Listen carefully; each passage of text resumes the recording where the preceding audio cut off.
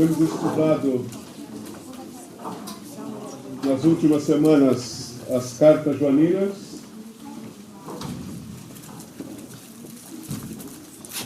Na Escola Bíblica Dominical, e aqui nos cultos temos também procurado, na medida do possível, pregar sobre assuntos tratados nestas cartas.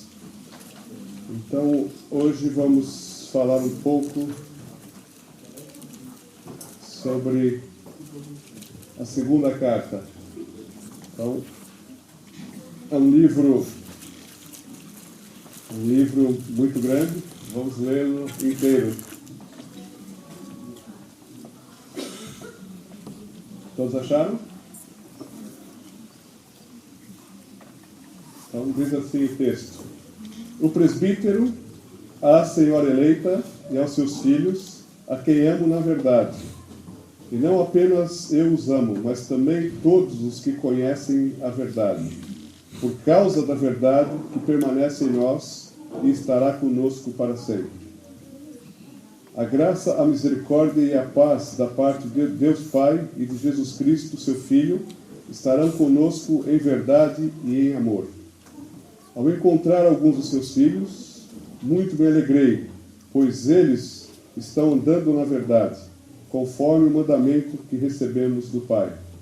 E agora eu lhe peço, Senhora, não como se estivesse escrevendo um mandamento novo, mas o que já tínhamos desde o princípio, que amemos uns aos outros. E este é o amor, que andemos em obediência aos seus mandamentos. Como vocês já têm ouvido desde o princípio, o mandamento é este, que vocês andem em amor. De fato, muitos enganadores têm saído pelo mundo, os quais não confessam que Jesus Cristo veio em corpo. Tal é o enganador e o anticristo. Tenham cuidado para que vocês não destruam o fruto do nosso trabalho, antes sejam recompensados plenamente. Todo aquele que não permanece no ensino de Cristo, mas vai além dele, não tem Deus. Quem permanece no ensino tem o Pai e também o Filho. Se alguém chegar a vocês e não trouxer esse ensino, não o recebam em casa nem o saúdem, pois quem o saúda torna-se participante das suas obras malignas. Tenho muito que lhes escrever, mas não é meu propósito fazê-lo com papel e tinta. Em vez disso, espero visitá-los e falar com vocês face a face, para que a nossa alegria seja completa. Os filhos da sua irmã eleita lhe enviam saudações.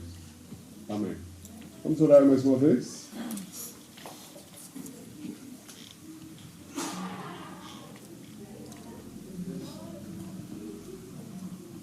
Ao mesmo tempo que somos gratos pela Tua Palavra, Senhor, nós reconhecemos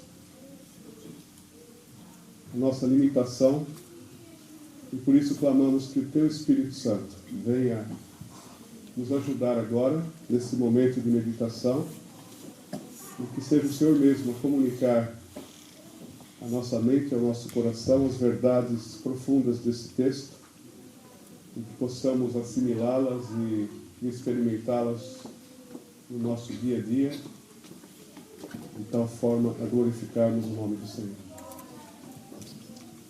Oramos assim no nome de Jesus. Amém. Hoje eu gostaria de falar de algo que está na segunda parte desta carta, que é permanecer no ensino de Cristo.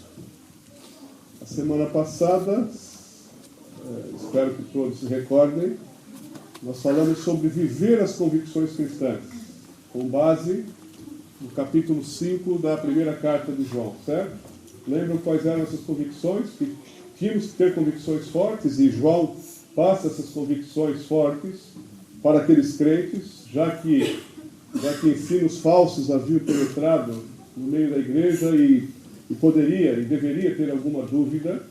Então ele dá convicções fortes para as pessoas terem consigo e poderem vivê-las, claro.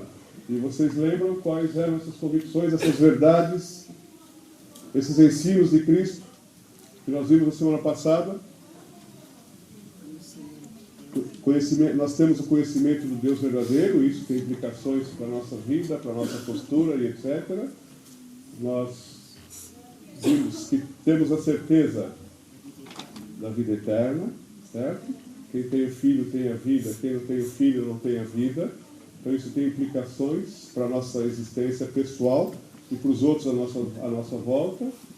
Pessoal é que nos dá segurança e gratidão, porque graciosamente temos a vida eterna, mas também nos dá uma responsabilidade de levar essa mesma vida eterna àqueles que ainda não têm filho, certo? E compaixão para as pessoas que estão perdidas. Mas vimos também uma terceira convicção. Exatamente, certeza de que Deus nos ouve e nos responde. Ele está interessado nas nossas vidas. A implicação para as nossas vidas disso é que temos de orar, certo? Temos de orar.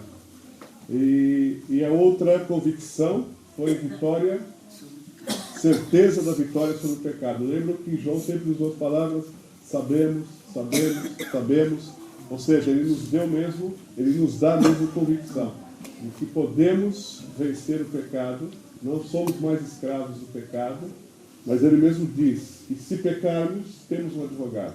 E isso nós ainda falamos hoje na escola dominical. Então foi sobre essas verdades que falamos a semana passada, e João agora aqui reforça que devemos viver as verdades em amor, é o que ele fala na primeira parte que nós acabamos de ler, e na verdade, quando olhamos, verificamos que verdade e amor andam juntas, e esse texto deixa isso bastante claro. Mas permanecer no ensino de Cristo. Vamos focar nesse aspecto que está mais relacionado com a segunda parte do texto que nós lemos. O que é permanecer no ensino de Cristo? Isso está no versículo 9. Todo aquele que não permanece no ensino de Cristo, mas vai além dele, não tem Deus. Quem permanece no ensino tem o Pai e também o Filho. Então, é este o foco da mensagem. Permanecer no ensino de Cristo. Não andar longe de Deus, ficar próximo de Deus. E daí a importância, mais uma vez, a importância da Bíblia, a importância dos aspectos teológicos como influência fundamental na nossa vida. Então, de acordo com esse texto, como podemos permanecer nos ensinos de Cristo? É isso que vamos ver. Então, a primeira coisa está nos versículos 7 e 8. É identificar os falsos ensinos ou os anticristos à nossa volta. Vou reler versículos 7 e 8. De fato, muitos enganadores têm saído pelo mundo, os quais não confessam que Jesus Cristo veio em corpo. Tal é o enganador e o anticristo.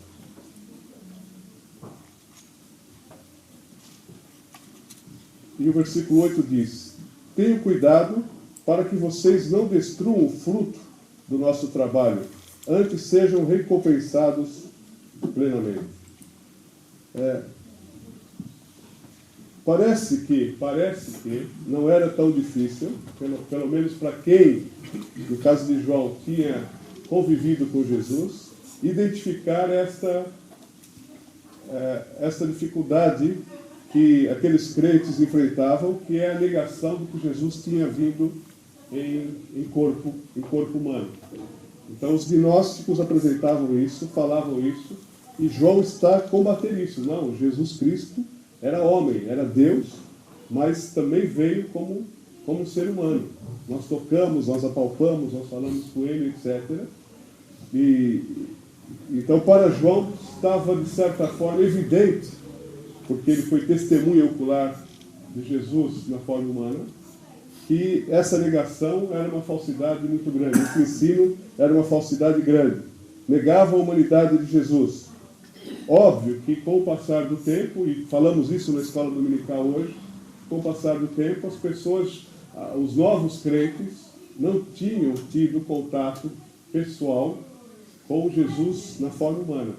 Então isso criou alguma confusão. Mas João ainda podia ser categórico, porque ele conviveu com Jesus Cristo. E era o mais velho dos apóstolos, dos discípulos, e era o único, provavelmente, que estava vivo nessa altura. Essa heresia ele combatia fortemente. Ele identificou isso e ajudou as pessoas a se firmarem na verdade, a adotarem a verdade e a permanecerem na verdade. Nos nossos dias, para permanecermos no ensino de Cristo, também precisamos permanecer no ensino de Cristo, precisamos também identificar aqueles ensinos que tentam entrar no meio da igreja, ou mesmo na nossa vida, para nos desviar daquilo que é a verdade colocada aqui por João. Então, hoje, existe, por exemplo, uma religião que nega a divindade de Cristo, por exemplo. Naquele tempo negavam a humanidade de Cristo, mas há uma religião hoje que nega a divindade de Cristo. Então, podemos identificar isso à nossa volta. Agora, isso é mais evidente, é mais claro quando confrontamos os ensinos de outras religiões ou filosofias com a Bíblia. Temos a Bíblia. Os crentes daquele tempo ainda não tinham a Bíblia na forma que nós temos hoje. Mas nós temos a Bíblia e temos então um referencial para poder comparar o que se ensina, tudo aquilo que chega até nós, às vezes até do nosso próprio meio evangélico. Então podemos identificar os enganos, as heresias, os desvios, os enganadores, enfim, os anticristos, como João coloca aqui na sua carta. Agora, tem coisas que são mais sutis, há coisas que são muito evidentes e há coisas que são mais sutis. Então, por exemplo, nós sabemos que a mentira, óbvio, é a corrupção da verdade. E um autor escreveu assim: uma grande mentira nasce de uma pequena mudança na verdade.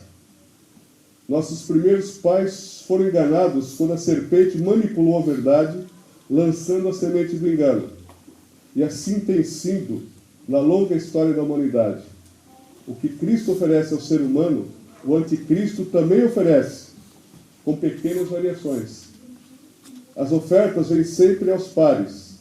As semelhanças são grandes, porém as diferenças são fatais, tanto para o corpo como para o espírito.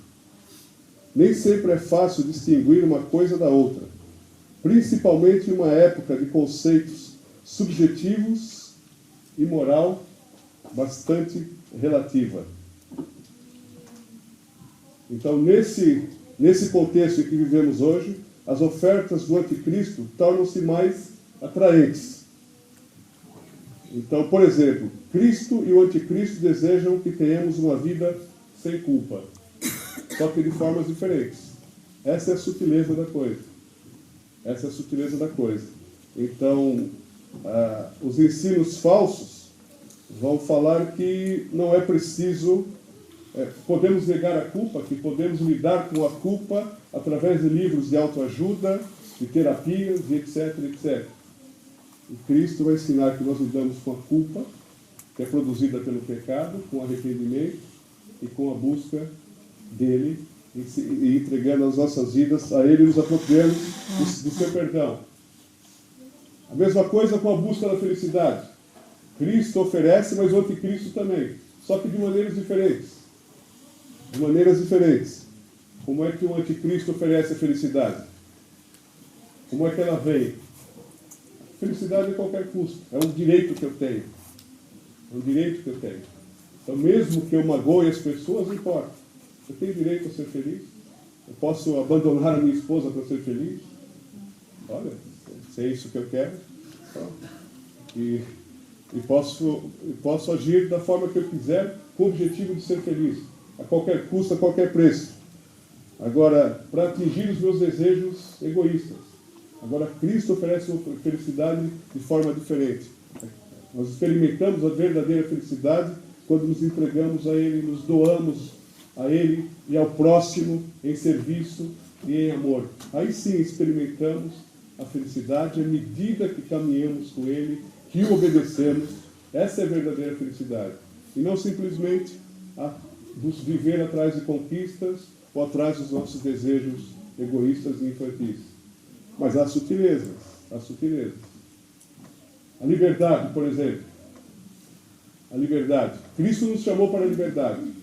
Mas o anticristo também oferece liberdade. Como? Oferece a liberdade que ele nos dá para fazermos o que quisermos. Eu sou livre. Eu faço o que eu quero. Ninguém tem nada a ver com a minha vida. Eu sou independente. E clamamos muito forte pela liberdade. Fazer o que quiser, fazer o que quiser. Olha, se eu quiser me meter em aventuras sexuais, eu sou livre para isso. E passo por cima de regras e de regulamentos, e passo por cima da palavra de Deus, passo por cima de pessoas, porque eu sou livre. Agora não foi para essa liberdade que Cristo nos chamou. Essa é a diferença. A liberdade que Cristo nos chamou é uma liberdade que se submete a Ele, que obedece, que respeita os seus mandamentos, que obedece os seus mandamentos. Então são essas diferenças que marcam, são sutilezas muito pequenas. Então tem até cara de coisas cristãs. E assim por diante, poderíamos continuar a falar nessas sutilezas que, de certa forma, o anticristo utiliza para parecer uma coisa bonita, alguma coisa cristã, mas para nos desviar da verdade e dos verdadeiros ensinos bíblicos. Então, permanecer no ensino de Cristo é identificar os anticristos à nossa volta, ou os enganos que ele promove à nossa volta e às vezes dentro da nossa igreja, e a nossa cultura está permeada e nós assimilamos muitas coisas que são sutis, que têm até cara de cristianismo. E é essa mistura que faz a confusão, onde nós nos perdemos. Nós nos perdemos. É uma meia-verdade, uma verdade deturpada, parece bíblico. Então precisamos estar atentos. Permanecer no ensino de Cristo é, em primeiro lugar, identificar esses enganos, os anticristos à nossa volta. E se olharmos o versículo 8, verificamos que isso tem feito muito estrago na vida dos cristãos e na vida da igreja. Estragos na nossa fé. Por isso que ele adverte: tenham cuidado para que vocês não destruam o fruto do nosso trabalho. Ou seja, ele ensinou tanto, e de repente vem qualquer outra coisa, alguns ensinos diferentes, e começa a estragar, desviar as pessoas, tirar as pessoas da verdade e dos ensinos de Cristo, como ele diz. Isso não era só naquele tempo, isso acontece ainda hoje, e à nossa volta, e corremos o risco de acontecer com a nossa própria vida. Uma outra forma de permanecermos nos ensinos de Cristo é o que está nos versículos 10 e 11, que eu vou reler.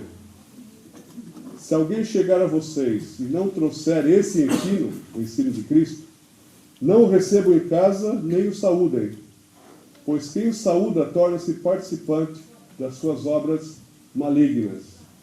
Ou seja, permanecer no ensino de Cristo é resistir e rejeitar vigorosamente o engano.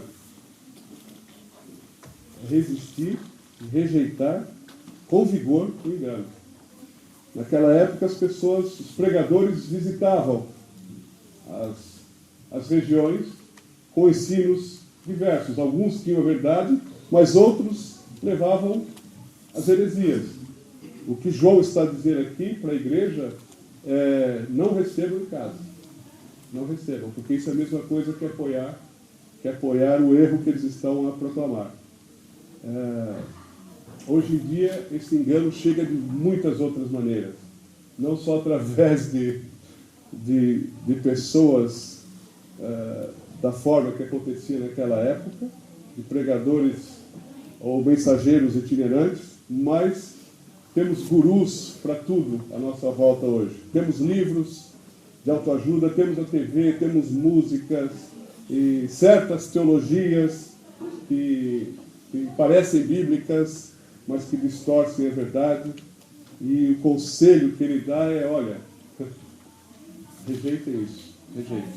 Permanecer no ensino de Cristo é identificar os enganos, os anticristos, mas é também rejeitar. É rejeitar isso. Porque não são inofensivos. Isso vai afetar a nossa fé, vai afetar a nossa vida. Nós achamos que tudo, hoje, a nossa atitude geralmente não tem problema. Isso não tem importância. Mas nós vamos assimilando os valores e isso vai corrompendo a verdade. Então precisamos estar atentos àquilo que realmente é antibíblico, aquilo que não é o ensino de Cristo, aquilo que é a deturpação do ensino de Cristo. E precisamos olhar com lentes, com olhos que saibam julgar, criticar aquilo que estamos a receber, seja na leitura, seja no filme, seja ouvir um pregador, seja o que for. Nós precisamos filtrar as coisas com o ensino bíblico. Por isso a Bíblia, o ensino de Cristo, é muito importante na vida do cristão. E quando não temos um conhecimento sólido das doutrinas básicas do cristianismo, nós podemos ser levados, podemos ser enganados e a nossa fé sofre e ficamos longe da verdade, como João coloca nesse texto. Há certas teologias que são assim, que estão no nosso meio. A teologia da prosperidade, por exemplo, não é o ensino de Cristo, mas é pura adoração a Mamon. Isso é se render ao dinheiro mesmo, aos bens. E isso tem feito muitos estragos no nosso meio. Aquela teologia que prega a confissão positiva, aquilo que eu falo acontece, tem poder de mudar as coisas, e na verdade é a mesma coisa que eu tomar o lugar de Deus, ou no mínimo dar ordens a Deus. Eu falo, ele tem que fazer. Não é o ensino de Cristo, não é o ensino de Cristo. E tantas coisas. Nós precisamos saber filtrar. Estão aqui à nossa volta. E às vezes podemos, se não filtramos isso, podemos assimilar isso. Às vezes eu falo com crentes que eles falam alguma coisa, eu não podia falar isso, porque senão vai acontecer. Já foi afetado. Não pensa que isso está longe. Já foi afetado, já assimilou. E quantos estragos isso tem ocasionado? Pessoas que estão frustradas porque crente não fica doente, essa teologia ensina. Se o crente está doente é porque não tem fé.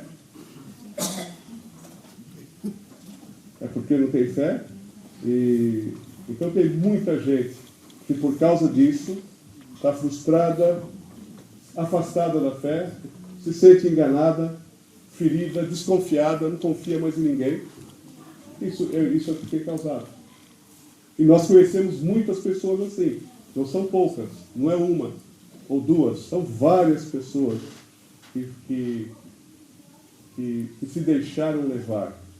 E é aquilo que João diz no versículo 8. No versículo 8 tenham cuidado para que vocês não destruam o fruto do nosso trabalho. Há um trabalho enorme de evangelização, de ensinar o ensino de Cristo, e essas mentiras, esses enganos, essas distorções vêm estragar tudo. Vêm enfraquecer a fé dos crentes, trazer mágoas, feridas, frustrações, desconfiança e até abandono da fé. Então, permanecer no ensino de Cristo é resistir e rejeitar vigorosamente o engano. É o que ele fala, não recebam nem em casa. É isso. Olha, não quero nem ler esse livro. Não quero nem ler um livro desse. Às vezes podemos ler para conhecer. E para saber até rebater. mas temos que ter olhos críticos ao lermos as coisas que estão por aí. E há muita coisa por aí. Há muita coisa por aí. Então, precisamos proteger a nossa fé. É isso que João está dizendo.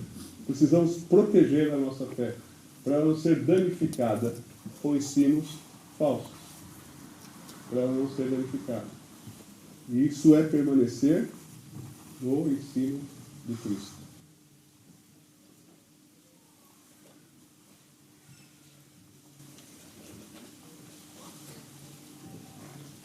E permanecer no ensino de Cristo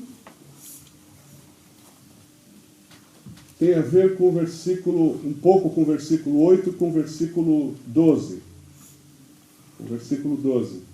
Eu coloquei assim, recuperar o terreno perdido. Ou seja, consertar os estragos que já foram feitos por esses ensinos. Versículo 12 ele pôs assim, tenho muito que lhes escrever, mas não é meu propósito fazê-lo com papel e tinta. Em vez disso, espero visitá-los e falar com vocês face a face, para que a nossa alegria seja completa. Talvez posso depreender desse versículo a importância de conversarmos face a face com pessoas que às vezes já se deixaram influenciar por alguma coisa que está fora do ensino de Cristo, em amor, como João enfatiza, temos de fazê-lo em amor, levar a verdade em amor, sem dúvida, mas o amor não significa tolerar o erro, não significa passar a mão, alisar a cabeça, fazer festinha, numa situação complicada que foge do ensino de Cristo. Então, eu penso que permanecer no ensino de Cristo pode significar recuperar o terreno perdido. Falar com pessoas que já foram feridas e frustradas por ensinos falsos e tentar trazê-las de volta à essência do cristianismo, à pessoa de Jesus, a perdoar as pessoas que eventualmente a tenham enganado ou ensinado de forma errada, porque também aprenderam de forma errada. Enfim, fazer a pessoa ver de novo a essência do Evangelho, a essência do ensino de Cristo. É levar a verdade em amor. Então eu penso que permanecer no ensino de Cristo é recuperar o terreno perdido. Na minha própria vida e se calhar na vida do irmão. É consertar os estragos que os ensinos poderão ter causado no nosso meio, na nossa vida. Assim como João estava a tentar fazer isso com aquelas igrejas para as quais ele escrevia. Havia um estrago muito grande. E ele está, então, a tentar resgatar os irmãos e dar uma nova chance. Olha, o caminho não é esse. O ensino de Cristo, a essência é essa. Então, permaneçam no ensino de Cristo. E vivam esse ensino, claro. E vivam esse ensino. Essa é a verdade, ele está dizendo. Vivam essa verdade em amor. Em amor. Não em superioridade, não em arrogância, não por obrigação, mas em amor. Em amor. E que assim seja conosco hoje. Os ensinamentos bíblicos não serviram só para aquela época, servem para nós também hoje. Porque somos atacados, a nossa fé é atacada sistematicamente. Precisamos estar atentos e proteger a nossa fé. Proteger a nossa fé. E permanecermos no ensino de Cristo. Viver a verdade em amor. Que assim seja. Que Deus nos ajude e nos dê sabedoria para isso. E que nossas vidas estejam mesmo fundadas na palavra. De onde vamos tirar a essência do verdadeiro ensino de Cristo. Amém? Eu gostaria que o Manuel Raí pudesse orar nesse sentido.